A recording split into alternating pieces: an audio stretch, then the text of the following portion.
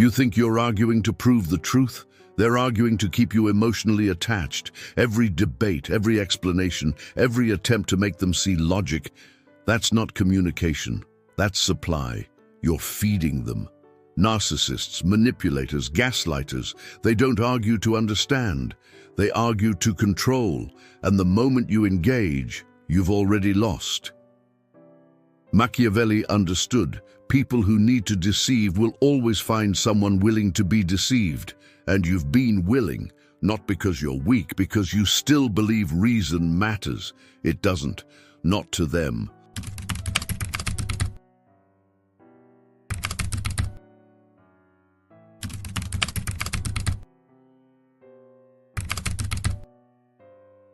Here's the forbidden question you keep avoiding. Why do I keep responding even when I know it's a trap? Because you're still trying to be seen. Still trying to be understood, still believing that if you just explain it right, they'll finally get it.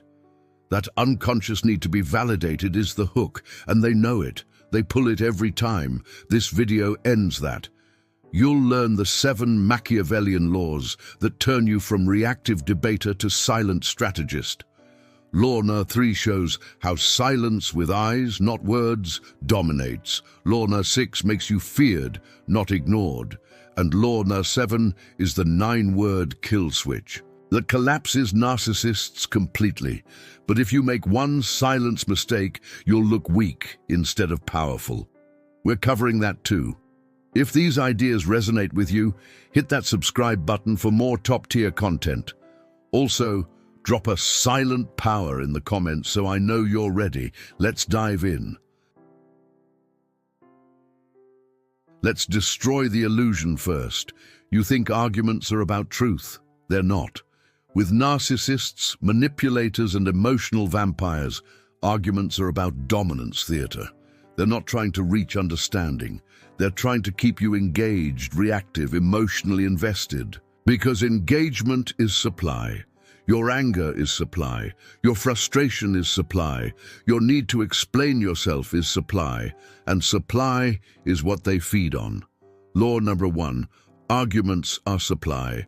Every time you respond to their provocation, every time you defend yourself, correct their lies, try to make them see reason, you're giving them exactly what they want, not resolution, reaction. Narcissists operate on what's called narcissistic supply. Attention, emotional response, proof they affect you. When you argue, you're proving they matter. You're proving they have power over your emotional state. And that proof is more valuable to them than being right. Think about the last argument you had with a manipulator. Did anything get resolved? Did they suddenly say, "You know what, you're right, I was wrong"? No. It went in circles. They moved goalposts. They deflected. They twisted your words. They made you question your memory, your sanity, your perception. That's gaslighting. And the goal wasn't to win the argument through logic. The goal was to keep you arguing. Because as long as you're arguing, you're engaged. As long as you're engaged, they have leverage. Here's the Machiavellian truth. The person who needs the interaction less controls it more. When you need them to understand, to acknowledge, to admit, you've handed them control. They don't need any of that. They just need you reactive. So they'll say whatever it takes to get the reaction. Lies, accusations, blame shifting. It doesn't matter if it's true, it matters if it works. If it gets you to engage, it worked. The smartest people lose these interactions, not because they lack intelligence, because they're operating under the wrong framework. They think intelligence wins arguments. It doesn't. Emotional detachment wins. The person who can watch the provocation, feel nothing, and walk away, that person wins. Because they've refused to play, and refusing to play is the only winning move when the game is rigged.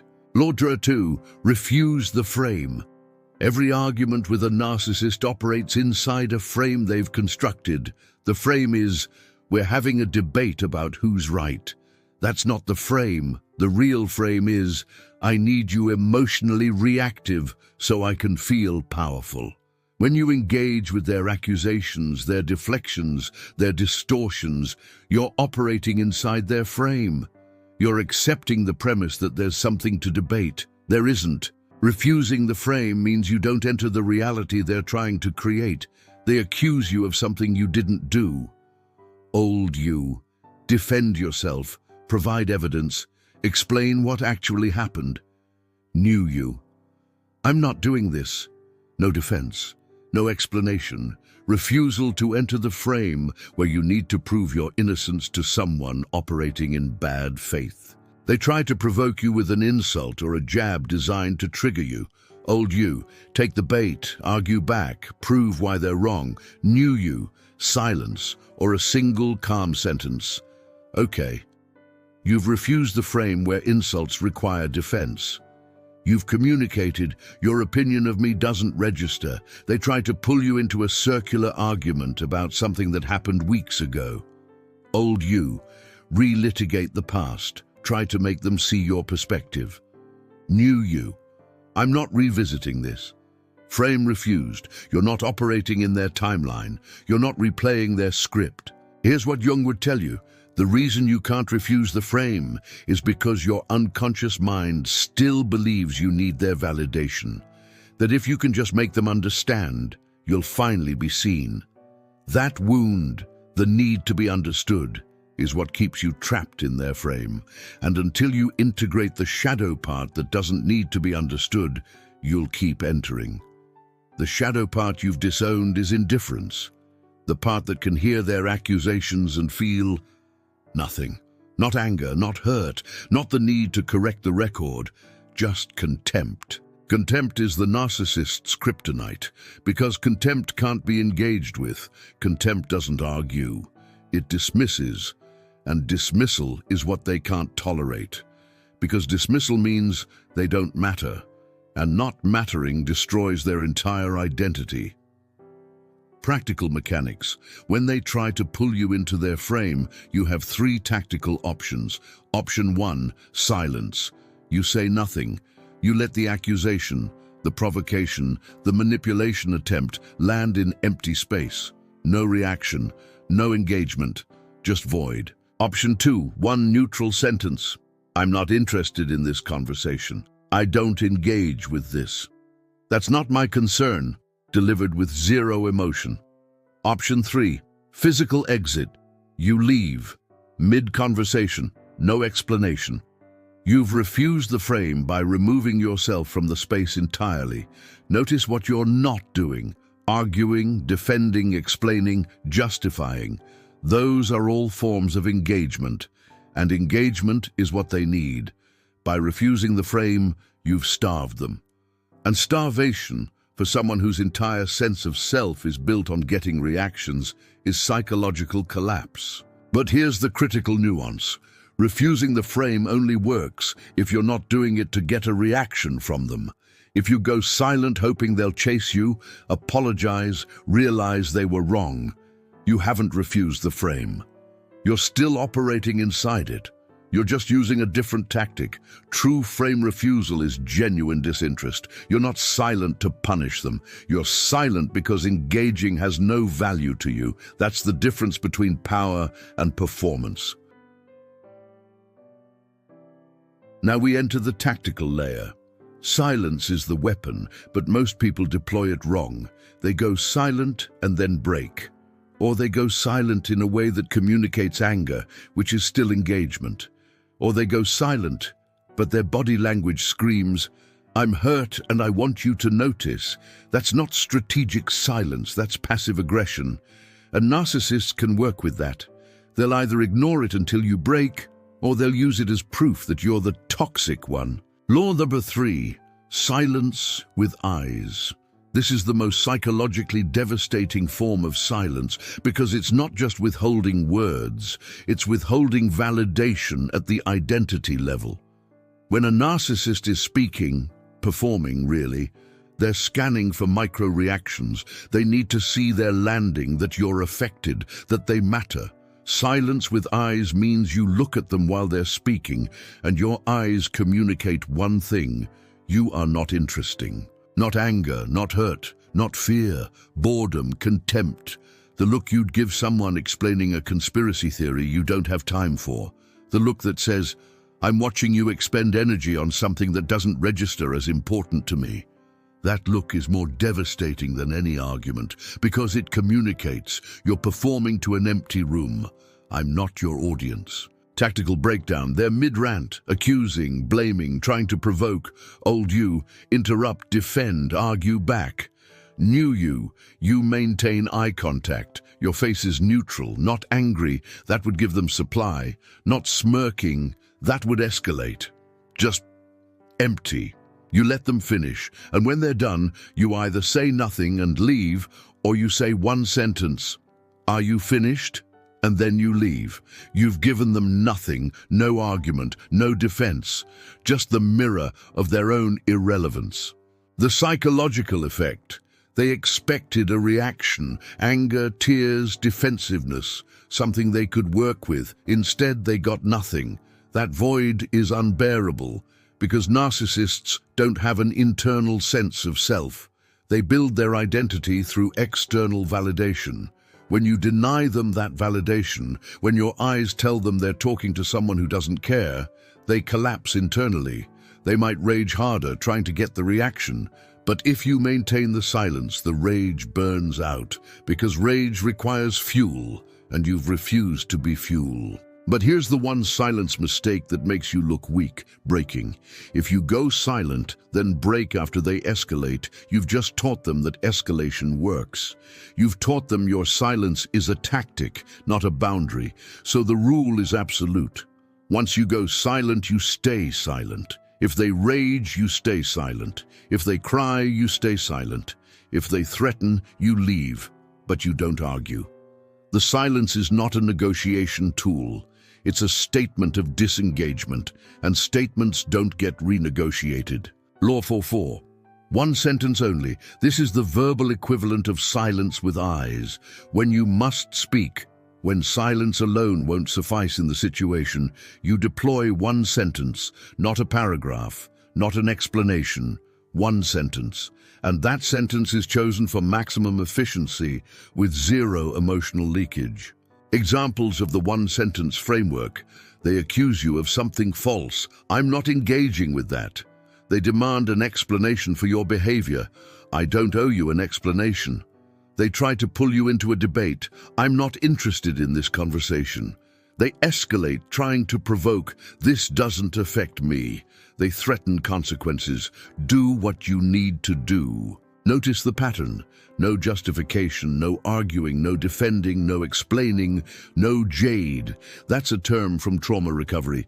Don't justify, argue, defend, or explain to someone operating in bad faith. Every time you do any of those, you're giving them hooks to pull. You're re-entering the frame. The one sentence closes the door before the conversation can start. Delivery is everything. The sentence must be delivered in a calm, neutral, almost bored tone, not angry. Anger is engagement, not cold with an edge that communicates you're affected, just neutral, like you're declining a telemarketer, polite disinterest. That tone communicates, this has no emotional weight for me, and for someone trying to affect you, that's devastating. But the discipline required, you say the sentence once, not twice, not rephrased, once. If they keep going after your one sentence, you don't repeat it. You either go silent or you leave, because repeating yourself is still engagement. It's still trying to make them understand. And you've already refused the frame where their understanding matters. The power dynamic shift. When you reduce your verbal output to one sentence, you force them to do the heavy lifting. They're the ones explaining, justifying, trying to make you engage. And the more they try, the more obvious it becomes that they need the interaction more than you do. That imbalance is power, and they feel it. Even if they don't consciously realize it, their unconscious mind registers. This person doesn't need me to understand them. They're fine with or without this conversation. That realization is psychological dominance. We're now entering the stage where you remove yourself from the equation entirely, because silence and one-sentence responses are defensive moves. They protect you, but they don't end the dynamic. To end it, you need to exit, not just the conversation, The access. Law number 5. Exit without explanation. This is the hardest law for intelligent people to follow, because intelligent people are conditioned to believe that exits require explanation, that you owe people clarity, that the mature thing to do is communicate why you're leaving. With narcissists and manipulators, explanation is re-engagement. It's giving them material to argue against. It's opening the door you're trying to close. Tactical execution.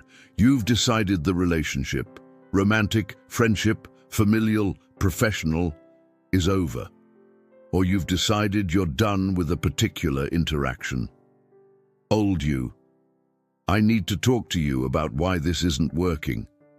You explain your reasons. They argue against every point. You defend your reasons. 3 hours later, you're exhausted, nothing's resolved, and you're still in the relationship. New you. You stop showing up, you stop responding, you stop being available. No conversation, no explanation, just absence. If they confront you directly, I'm moving on.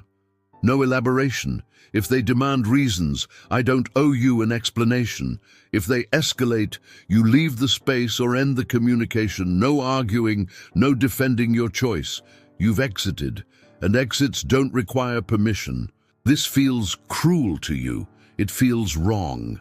That's your conditioning talking. You were taught that good people communicate, that mature adults explain themselves, that you owe people closure. You don't. Not to people who've demonstrated they operate in bad faith. Not to people who've used your explanations as weapons against you. Not to people who've proven that every conversation is a trap.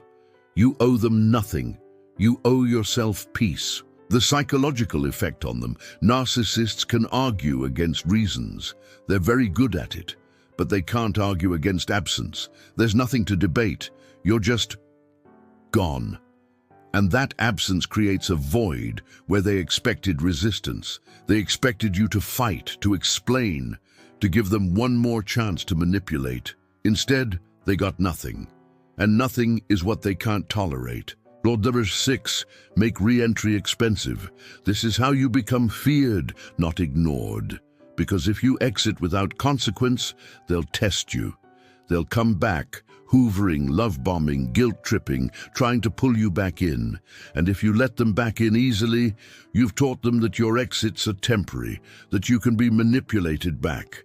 Making re-entry expensive means, if you exit, you stay exited until there's sustained, demonstrated change. Not words, action, over time. Boundary enforcement, they reach out after you've gone no contact. Old you, respond, hoping they've changed, giving them another chance. New you, block or ignore, no response. They've lost access, and access isn't re-granted based on a text message. They apologize, promise change, say they've realized what they lost. Old you, I need to see that you're serious. You re-engage cautiously. 2 weeks later, same pattern. New you, words mean nothing. If there's genuine change, it will be visible without my involvement. I'm not available for this conversation. You've made the price of re-entry, sustained change without your coaching, which means most won't pay it. They escalate, threats, public drama, playing victim. Old you, respond to manage the situation, explain yourself to others, try to control the narrative. New you, silence, let them escalate into the void. Anyone who knows you will see through it. Anyone who doesn't isn't relevant. You've made the price of your engagement. Your peace is non-negotiable. And most people won't pay that price because it requires respecting boundaries they've always crossed. The power dynamic. When re-entry is expensive, you're no longer easy supply. You're no longer the person who can be hoovered back with minimal effort. You've become high cost, low reward. And narcissists, like all predators, are fundamentally lazy. They want maximum supply for minimum effort. When you become expensive, they move on to easier targets, and your life becomes peaceful. But here's the integration point. You can't make re-entry expensive if you're secretly hoping they'll pay the price. If you're setting these boundaries hoping they'll finally change and come back, you're still operating from need. You're still in their frame. Making re-entry expensive only works when you've genuinely detached, when you're fine if they never come back, when the boundary is real, not a test. That's why shadow integration is essential. Every tactic fails if you don't address the unconscious wound driving your behavior. Here's the wound: you're still trying to be seen. When you argue with a narcissist, when you explain yourself to a gaslighter, when you keep re-engaging with someone who's proven they operate in bad faith, you're not trying to win the argument. You're trying to be understood. You're trying to be validated. You're trying to prove that you matter. The need to be seen, understood, validated by people who've proven they're incapable of or uninterested in doing so, is the unconscious driver Jung would point to. And that need comes from a core belief: if I can just explain it right, they'll finally get it. And if they get it, I'll finally matter. That belief is what keeps you trapped. The shadow part you've disowned is the part that doesn't need to be understood. That can look at someone gaslighting them, lying to them, manipulating them, and feel contempt. Not anger. Anger means they still matter. Not hurt. Hurt means you still expected better. Contempt. The feeling you get watching someone beneath your respect try to manipulate you, that feeling is power. Because contempt can't be engaged with. You don't argue with things you have contempt for, you dismiss them. But you were taught contempt is mean, that good people don't feel superior to others, that everyone deserves respect.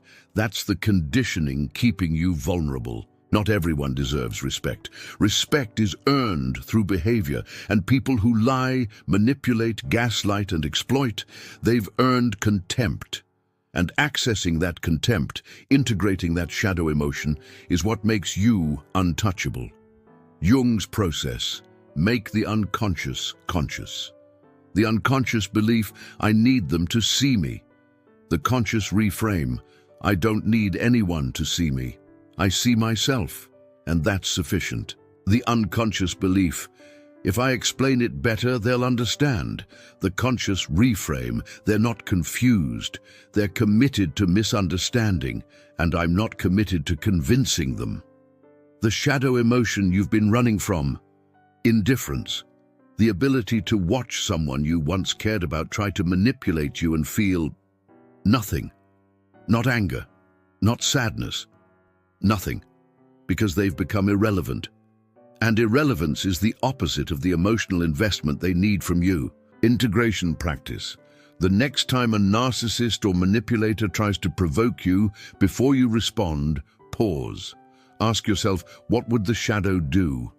The shadow wouldn't argue, wouldn't explain, wouldn't defend. The shadow would look at them with contempt, turn around and walk away, and then do that. Not as a tactic, as an experiment in accessing the disowned part. You'll feel guilt. That's mean. That's cold. Sit with it. Let it pass. And notice, they don't have power over you anymore because you've stopped giving them your energy. The pattern you've been repeating: engage, defend, explain, get hurt. Disengage temporarily. They hoover, you re-engage. Repeat. The unconscious driver. Maybe this time they'll understand. The integrated response: they've shown me who they are. I believe them, and I'm no longer available. That's not a threat. That's a decision. And decisions made from integrated consciousness are immovable. We've arrived at the psychological nuclear option. Law 7, the 9-word kill switch. This is the single sentence that collapses a narcissist's frame completely. It's not something you deploy casually. It's the final move, the statement you make when you're done, not just with the conversation, but with them.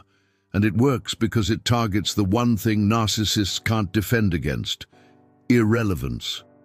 Here's what doesn't work: angry outbursts, long speeches about how they've hurt you, threats, insults. All of those still communicate, you matter enough for me to be emotional about.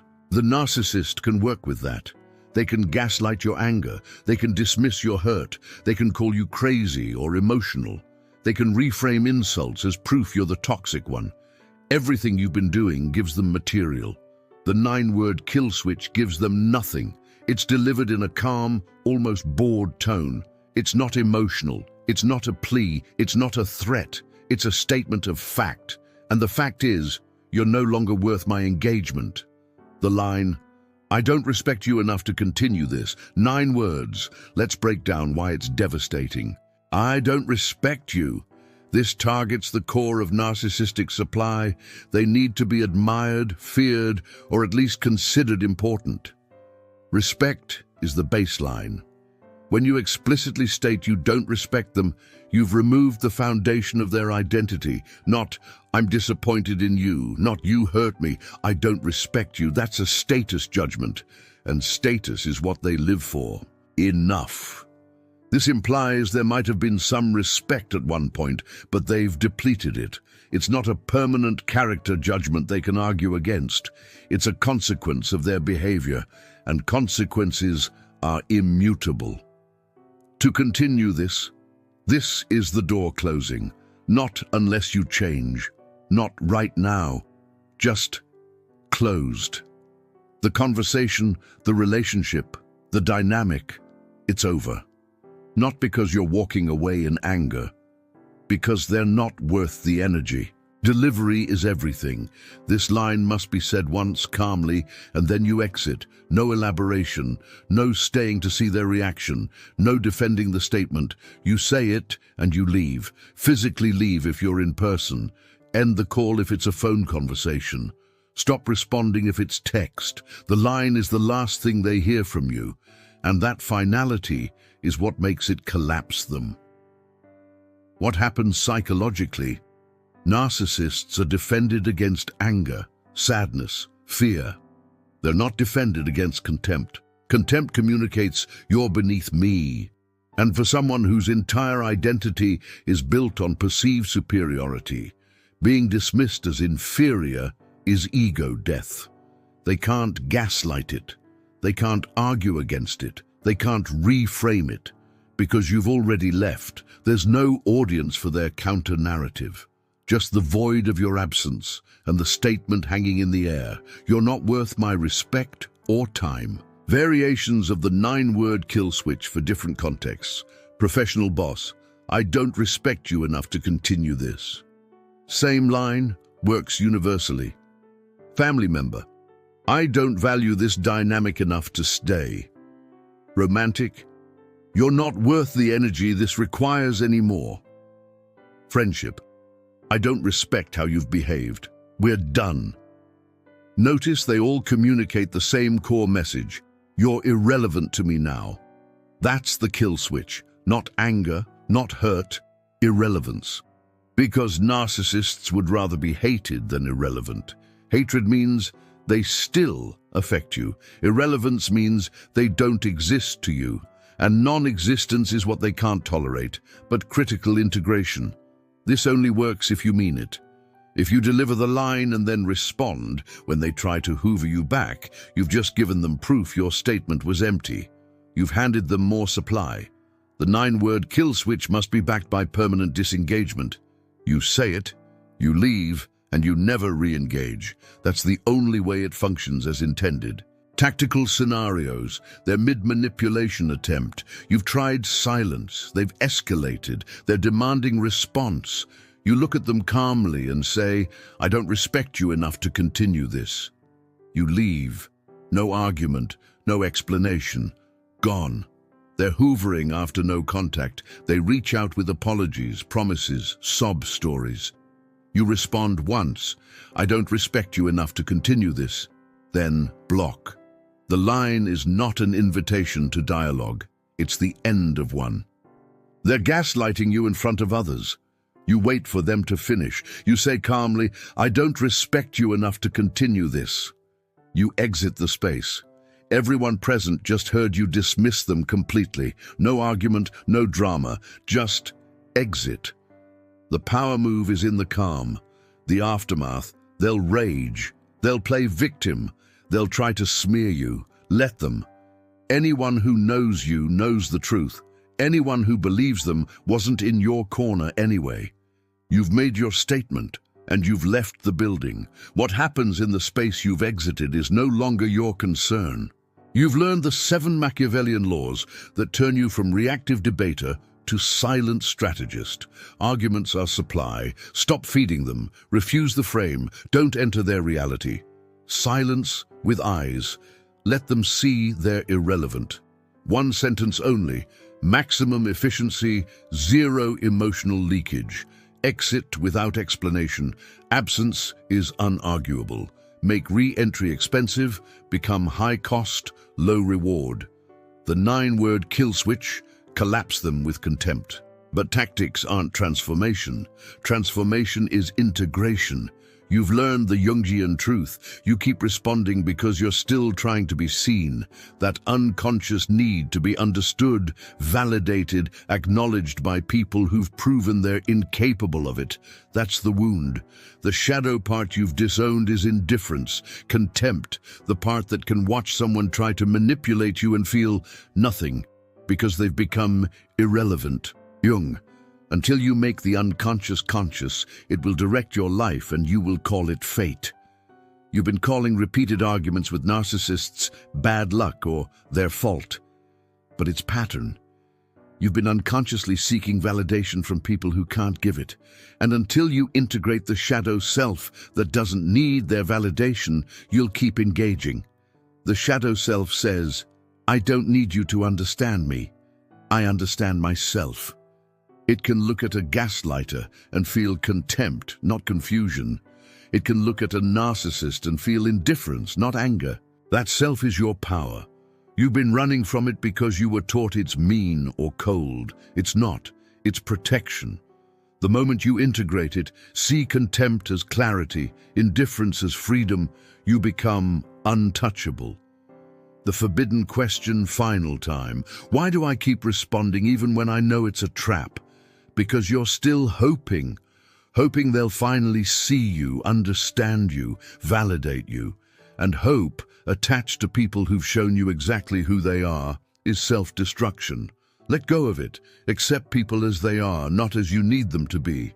You're free. Machiavelli's lesson: power isn't about winning arguments. It's about refusing to enter them. The person who can watch provocation and feel nothing, that person wins, because they've refused to play a game designed for them to lose. That's not manipulation. That's sovereignty. Your choice. Go back to arguing, explaining, defending yourself to people operating in bad faith. Same results: exhaustion, gaslighting, loss, or integrate the shadow, access contempt, deploy strategic silence, refuse the frame, exit without explanation, make re-entry expensive, use the 9-word kill switch. Become the person who can't be baited, not because you're performing detachment, because you've genuinely stopped caring. The transformation from reactive debater to silent strategist, someone who needs to be understood to someone who doesn't need anything from manipulators, emotionally leverageable to emotionally untouchable. That's what these 7 laws give you if you integrate them. If you're ready to stop arguing and start dominating through silence, type silent power in the comments. As a declaration, a commitment to shadow work that makes these laws real.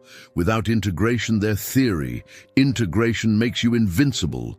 If this video gave you the framework to escape the trap, subscribe. We don't sugarcoat power dynamics. We tell you truth. Deep thinkers stop trying to convince. They start controlling access. Every video gives you dark psychology, Machiavellian strategy, Jungian depth that turns you from exploited to sovereign. If you're not subscribed, you're missing the education that changes everything. Do it now. Final mandate: do not stop now. We've dismantled arguments, but one pattern remains. When you go silent, when you exit, they'll try to punish you. Through smear campaigns, through playing victim, through turning others against you. If you don't know how to handle that, you'll break. Next video: never defend yourself. Machiavelli's dark psychology for smear campaigns. It's the natural evolution. Once you stop arguing, they'll try to destroy your reputation to regain control. If you defend, you've re-entered their frame. You need that video. I'll see you there. See what others miss.